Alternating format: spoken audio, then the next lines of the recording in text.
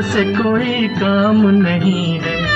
जिस इल्म ने इंसान को तकसीम किया है, उस इल्म का तुझ पर कोई इल्जाम नहीं है। तू बदले हुए वक्त की पहचान बनेगा, इंसान की औलाद है इंसान बनेगा। तू हिंदू बनेगा न मुसलमान बनेगा, इंसान की औलाद है इंसान बनेगा। कुछ बेवकूफ लोगों के कारनामों को बहाना बनाकर हमारी पूरी कौम को निशाना बनाया जाए, हमारे घर फूंक दिए जाए, सैकड़ों को जिंदा जलाया जाए, हजारों तबाह हो जाए, बेघर हो जाए, तो भी हम कुछ नहीं करें अब्बा। बस हाथ में हाथ बांधकर बैठे रहे। तुम में जो गुस्सा है फरहान, एक गहरी नफरत जो तुम्हारे अंदर पनप रही है, उसमें मुझे अपना अक्स दिखाई देता है। ऐसा रोष मुझ में भी उठा था, ऐसी कड़वाहट मेरे खून में भी फैली थी एक बार। हम लोग अहमदाबाद में थे 1969 में। वहां बहुत ही बड़ा हिंदू मुस्लिम फसाद हुआ। ये हिसाब जाने गई दोनों तरफ से और हमें बुरी तरह से कुचला गया। मेरे अंदर जबरदस्त गुस्सा भर गया। एक चाकू लेकर मैं भी निकल पड़ा औरों के साथ।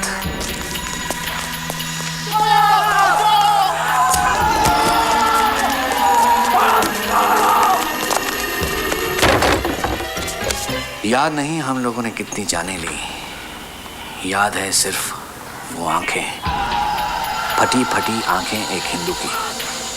चाकू सीने में उतरने से पहले मेरी तरफ उठी उसकी नजर, मैं कभी नहीं भूला। इन्हीं हाथों से मैंने फरहान जान ली है। फसाद बढ़ता ही चला गया। हमारे मोहल्ले के कई लोगों ने अपने बच्चों के साथ तहखाना नुमा कमरे में जाकर पनाह ली। रात भर ऊपर मार काट की आवाजें सुनते रहे। फिर अचानक सबने सोचा अब तो हमारा कत्लेआम होगा।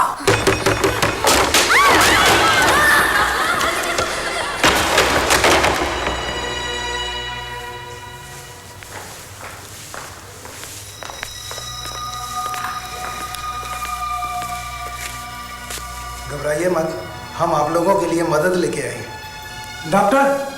उस दरवाजे के टूटने के साथ ही मेरे दिमाग में पड़ी दरार भी मिट गई फरहान।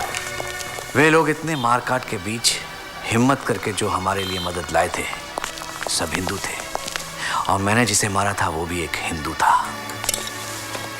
वहशत का एक लम्हा और जिंदगी भर जहन में चुभता सवाल, आखिर क्या हासिल किया मैंने उस आदमी की छाती में चाकू भोंककर? कहाँ है वो जन्नत जो कहा जाता है काफिरों को हलाल करने पर मिलती? नहीं फरहान, असली लड़ाई हिंदू और मुसलमान के बीच नहीं, हमारे समाजी शऊर और मजहबी जुनून के बीच है। सांप्रदायिक दंगों ने इस देश में काफी नुकसान पहुंचाया है। अगर आप सबको याद हो, इस देश का बंटवारा भी सांप्रदायिकता के कारण हुआ था। इस बीमारी को जड़ से निकालना ही हम सबका कर्तव्य है। इसको कैसे निकाला जाए? मेरी राय में तो इसका एक ही समाधान हो सकता है कि हम आने वाली पीढ़ी को किसी तरह की सांप्रदायिकता से मुक्त रखें और ये हासिल करने के लिए हमको अपनी शिक्षा की तरफ ध्यान देना होगा। जब हम अपने बच्चों को पढ़ने के लिए भेजते हैं तो उनको धर्म के बारे में, धर्म का मतलब ऑर्गेनाइज्ड रिलीजन से है, धर्म के बारे में कोई जानकारी नहीं होती और जो भी जानकारी होती है वो उसको अपने घर पर मिलती है। बहुत आवश्यक है कि हम अपने स्कूलों में बच्चों को दूसरे धर्मों के बारे में अच्छी और सही बातें बताने से उनके दिमाग में दूसरे धर्मों के लिए एक सद्भावना पैदा हो, और वो सद्भावना जब तक वो बड़े होंगे साथ रहेगी। मेरी राय में सांप्रदायिकता को हटाने का एक यही तरीका है, और दूसरा तरीका तो मुझे समझ में नहीं आता। धन्यवाद।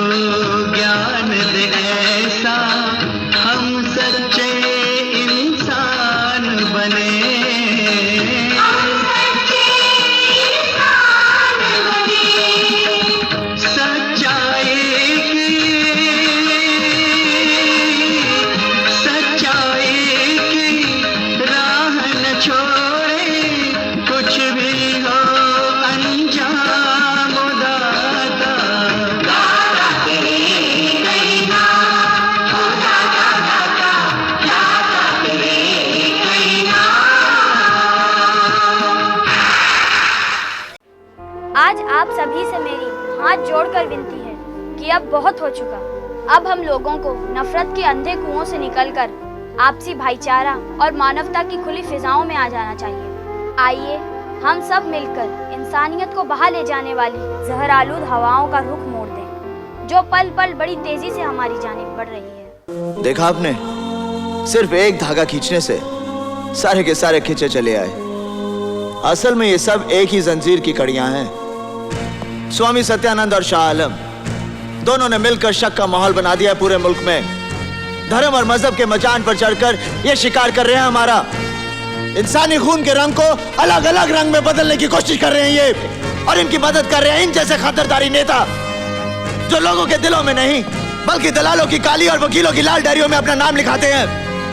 लोगों के सर पे छत नहीं लेकिन इनके बाथरूम तक एयर कंडीशन है। लोगों के पास खाने के लिए रोटी नहीं लेकिन इनका परिवार बेलायत टहलने के लिए जाता है।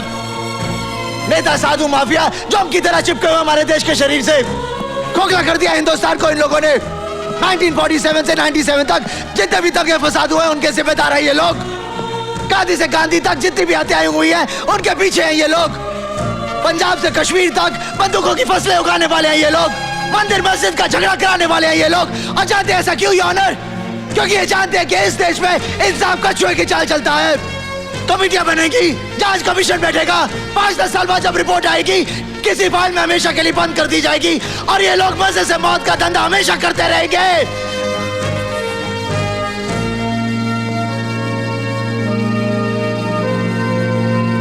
दुनिया में हर धर्म के लिए अलग अलग देश है। कोई हिंदू राष्ट्र है, कोई मुस्लिम, कोई ईसाई। सिर्फ हमारा हिंदुस्तान एक ऐसा देश है जिसके दिल में हर धर्म के लोगों के लिए जगह है।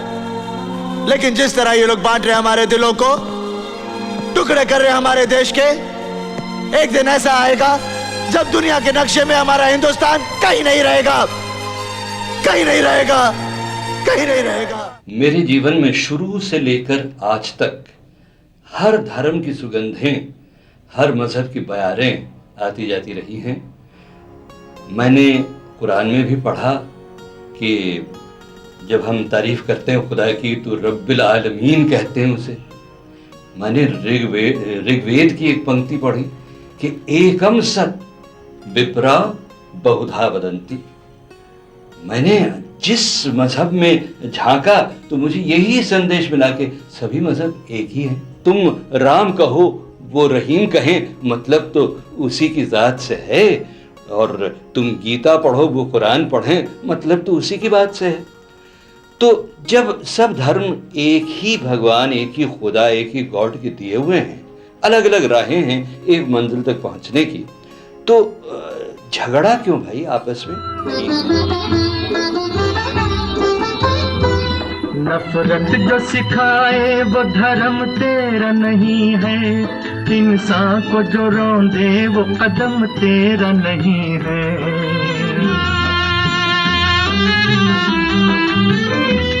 नफरत जो सिखाए वो धर्म तेरा नहीं है, इंसान को जो रौंदे वो कदम तेरा नहीं है। कुरान न हो जिसमें वो मंदिर नहीं तेरा, गीता न हो जिसमें वो हरम तेरा नहीं है। तू अमन का और सुलह का अरमान बनेगा, इंसान की औलाद है इंसान बनेगा। तू हिंदू बनेगा न मुसलमान बनेगा, इंसान की औलाद है इंसान बनेगा।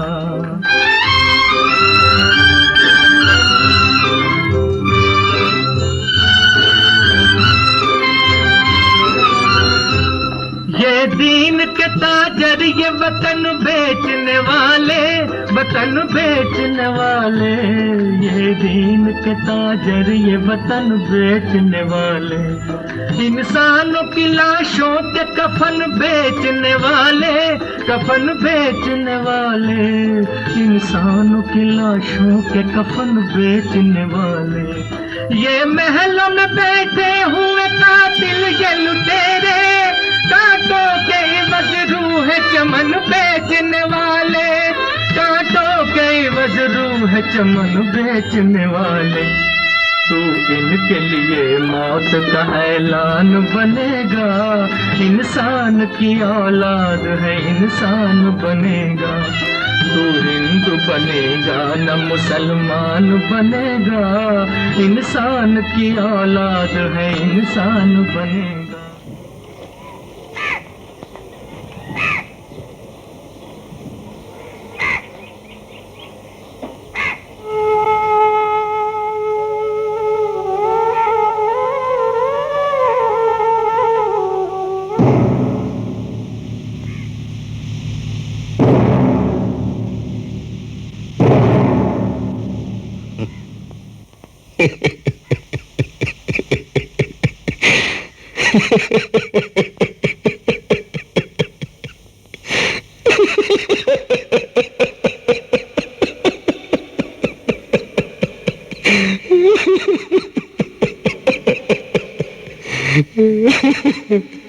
आ गए मेरी मौत का तमाशा देखने।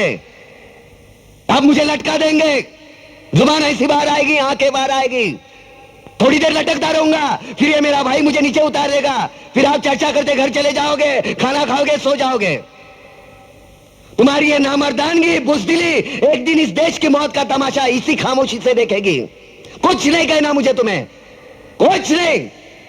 तुम्हारी जिंदगी में कोई फर्क पड़ने वाला नहीं।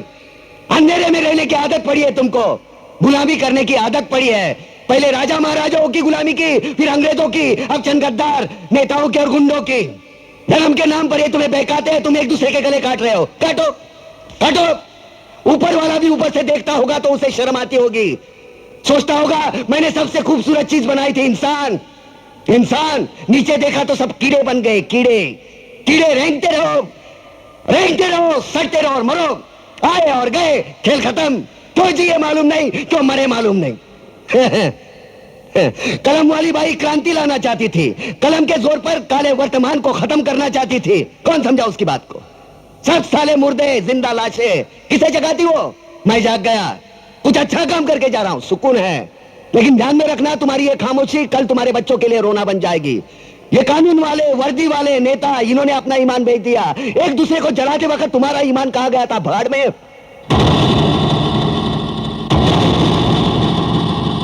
ये पिस्सू जैसा हमारा पड़ोसी मुल्क आने वाले कल में शायद अपने आप को दुनिया के नक्शे पर देख नहीं पाएगा। एक बात भूल रहा है, उनके घर में जो रोटी बनती है ना, उसका आटा भी विदेशी चक्की से पीस के आता है। साले अपने खुद के देश में सुई नहीं बना सकते और हमारे देश को तोड़ने का सपना देखते हैं। वो ये सपना देख सकते हैं क्योंकि उन्हें मालूम है ये मुर्दों का देश है। वतन के लिए किसी को कोई हमदर्दी नहीं है। इसे तोड़ना बिल्कुल आसान है। मैं हिंदू, मैं मुसलमान, मैं सिख, मैं फलाना, मैं ढिमका, एक लाठी को तो कोई भी तोड़ सकता है, लेकिन लाठी के भारे को तोड़ना मुश्किल है। मैंने बचपन में पढ़ा था, स्कूल में, तीसरी में। मैं क्यों समझा रहा हूं तुमको? क्यों समझा रहा हूं? पागल हूं मैं? भूसा भरा पड़ा है मेरे दिमाग में। क्यों बातें कर रहा हूं इन पत्थरों से? हंसो, हंसो, खुशियां मनाओ। क्रांति की राह पर एक और कुत्ते की मौत मरने जा रहा है, कल कोई और मरेगा, हमें क्या?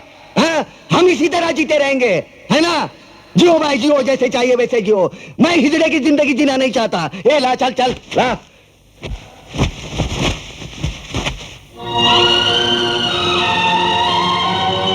ठहरो, ये फांसी नहीं हो सकती। उन देशद्रोहियों के खिलाफ जो सरकार को सबूत मिले हैं, उससे साबित होता है कि प्रताप ने उनको मारकर देश का उद्धार किया है। इसलिए भारत के राष्ट्रपति ने उसकी सजा माफ कर दी है। ये रहे उसके कागजात।